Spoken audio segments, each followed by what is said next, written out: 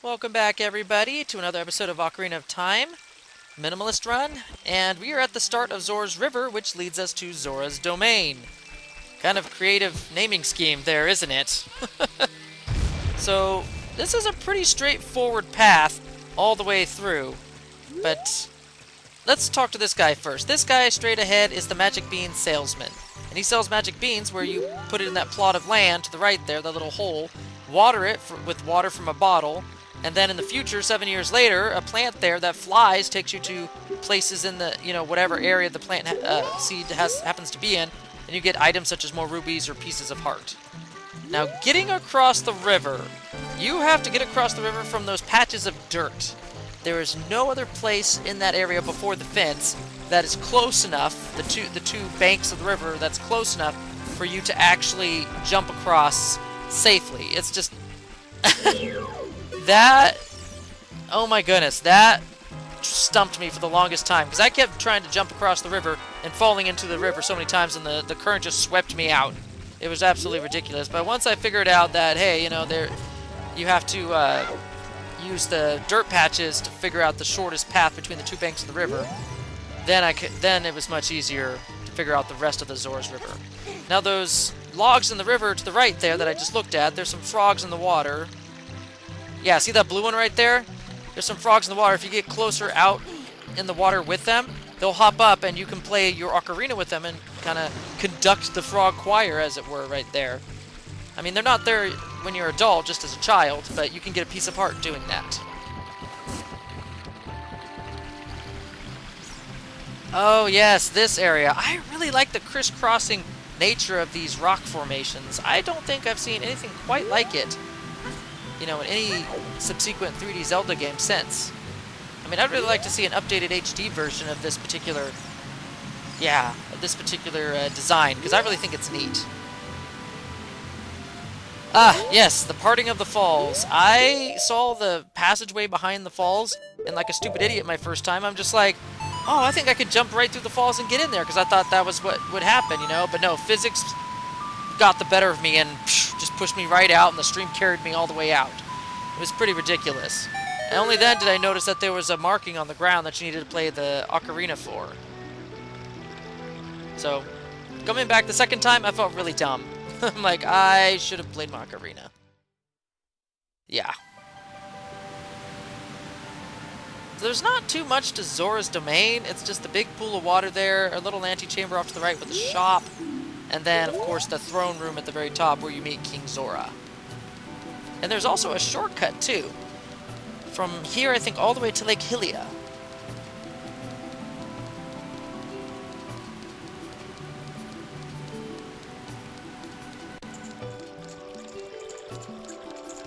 And here is King Zora's throne room.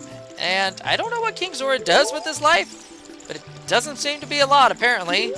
He just sits there and, at the moment, mopes about his sweet Princess Ruto. I mean, he doesn't even acknowledge your existence at this point, because he's so worried about his daughter that he's just like, yeah, whatever.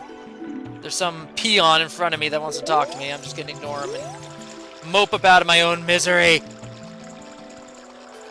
Now, what's not really obvious is that you need to talk to this guy and play his little mini game, which is a diving game.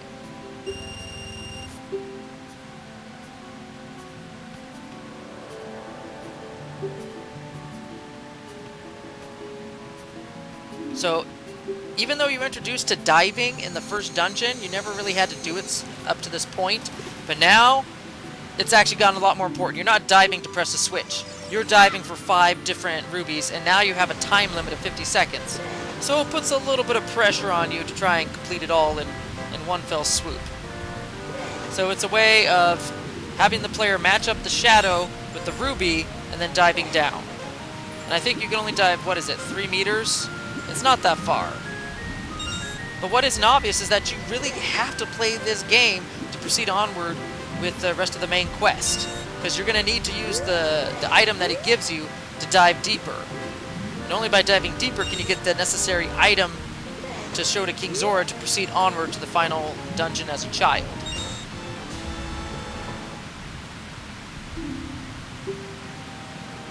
Oh yeah, you don't get teleported straight up to the top of the waterfall like you think you would in some other games. No, you have to walk all the way back up and talk to him. And don't do what I'm doing right now. Don't be stupid. Because here's the shop. I was trying to record and show you guys the shop in the Zoras Domain. Don't do that, because that just reset the game.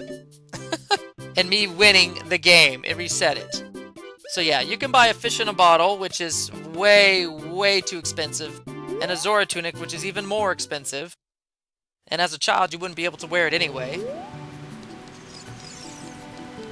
But it's there for you to purchase in case later in the game you still haven't got a Zora tunic and you need to buy one.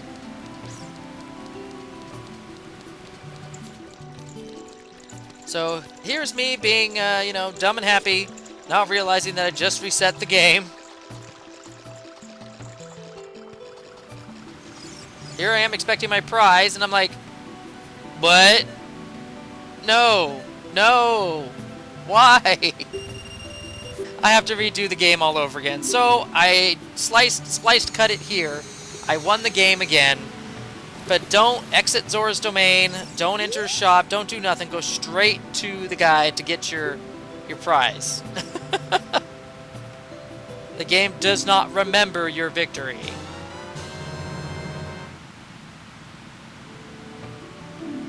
So this silver scale is very important. It allows you to dive 6 meters now instead of 3, and that could have been like a nice head concussion there for Link. He was only a little further to the left. I forget which Zora tells you, but one of the Zoras tell you that there's a passageway from here to Lake Hylia, and that is your clue to find that passageway and get to Lake Hylia, because there's not much else you can do here in Zora's Domain. So you kind of have to angle yourself a little bit just before the door entrance here, dive all the way down, and then press forward into the passage. And strangely enough, this is our first time in Lake Hylia. And there's an odd-looking item down there that you can only get if you have the silver scale, because it's 6 meters deep.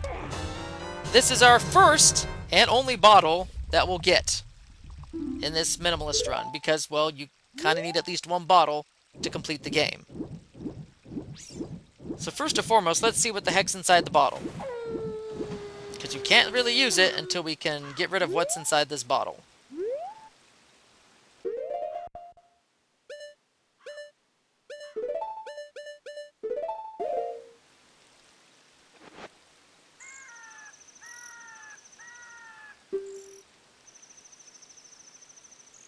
Oh, you think? I'm waiting for you inside Lord Jabba Jabba's belly. How did you even get... P.S. Don't tell my father. How did you even get this bottle and letter outside of Jabba Jabba's belly if you're inside him? That makes no sense. Did you just, like, shoot it out his butt or something and it just drifted downstream into Zora's Domain, down the waterfall, through the passage, out to Lake Hylia? The logic and the physics of the whole nature of how the bottle ended up being there drives me nuts. But whatever. So telling your father is exactly what you should do. Because you ain't going to get very far without letting him know what's happened to his daughter. Now I'm going to talk a little bit about Lake Hylia. It's where a fishing game is. There's a small little hut off to the side on its own little island that you can swim to. That is home to the actual fishing game of Legend of Zelda Ocarina of Time. And it's really, really fun. But Minimalist Run, I'm not going to really have much to do with that mini-game. But I spent many an hour fishing for the Hylian Loach, which I only got once. I only caught that sucker once. Ugh, he was such a pain. Little green around the gills, really.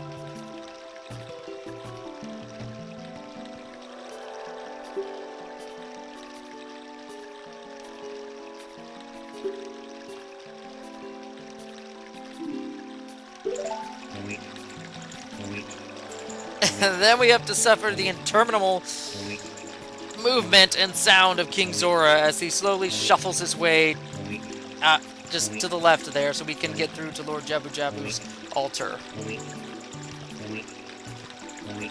You know, certain little moments, comedic moments like this in Zelda is just like, really? Really, Miyamoto?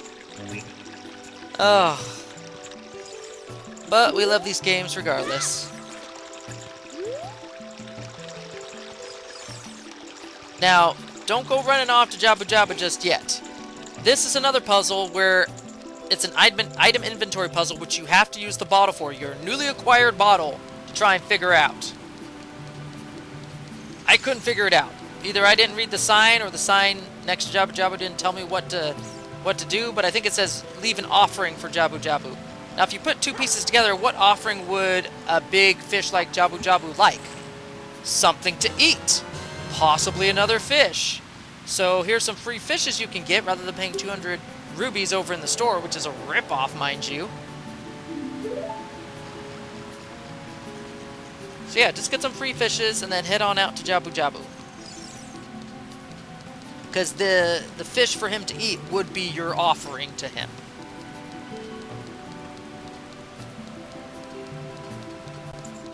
Nice little loading pop in there.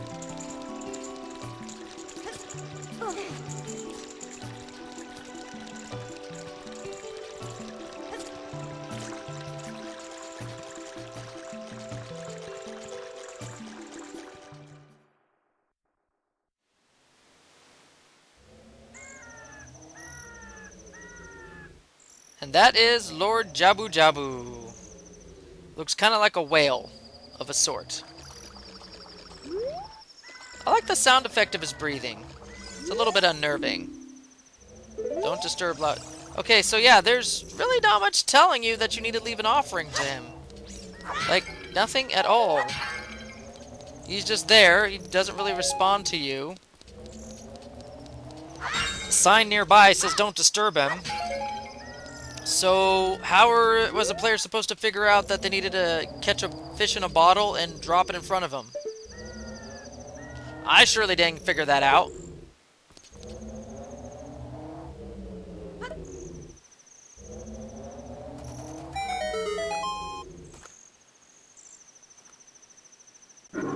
So just like that, he sucks it in with the power of his inhalation.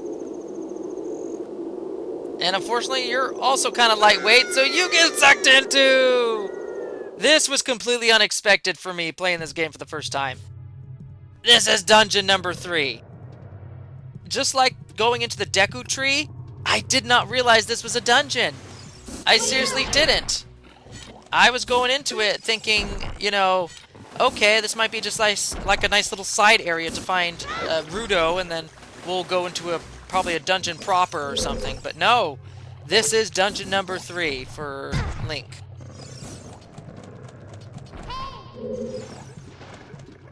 Okay, you want to shoot this little Yavuvia there at the back of his throat there to proceed onward into the actual dungeon proper.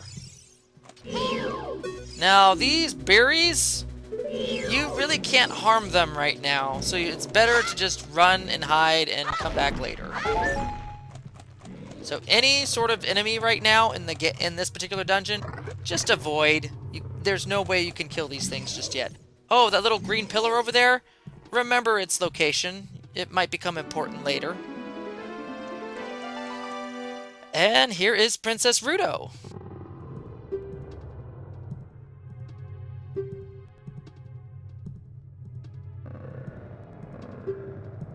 Here's a little bit of trivia for you all. When they were first developing Ocarina of Time, they were thinking of making Link a Bishonen, and as he grew older into an adult, they would have Link have multiple choices of girls to choose from to be his girlfriend or whatever, however that worked in the gameplay terms or mechanics.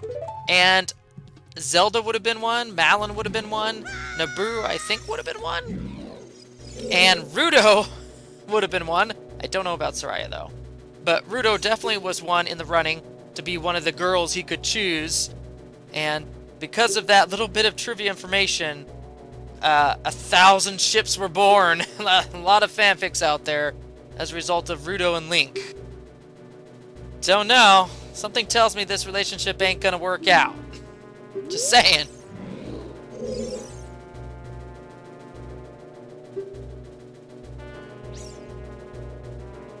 Oh, that's such an honor. Yeah. So how exactly is it supposed to carry you? Apparently he's just touching your butt. Touching your butt and hauling you all over the place over his head. But anyway, you don't want to get her in the middle of a fight, because she'll berate you, and I think after so many times, she'll say you're useless, and then you have to go find her again back out in the main room where you just first picked her up there. And it just becomes a big hassle. So at the beginning of every room, just drop her off and find a way to kill all the enemies, or to figure out a way to get her to the other side. Like, there's a bunch of enemies in the water here, and you don't want to deal with any of them while you're trying to figure out how to get the princess over to the other ledge.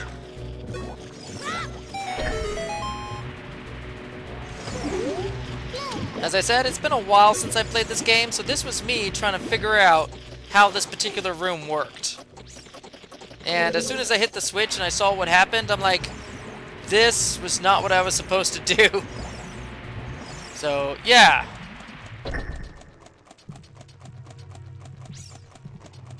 As soon as I saw the water get in there, I was like, okay, so I need to throw her up to the other ledge, and then kill all the enemies, and then meet her up there. Because the moment you let the raise the water, she's gonna disappear from your hands for whatever gameplay reason.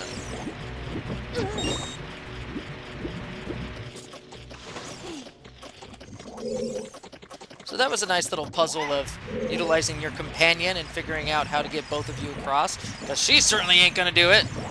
She's lazy. There's another uvula.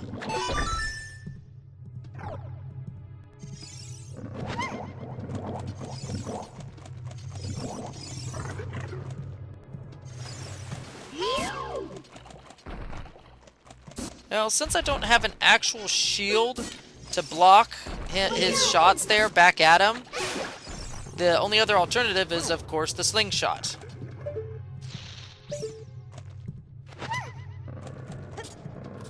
So the goal here is to get her back up to the room where you first saw her before she fell down, and from there you can actually start accomplishing things in the dungeon.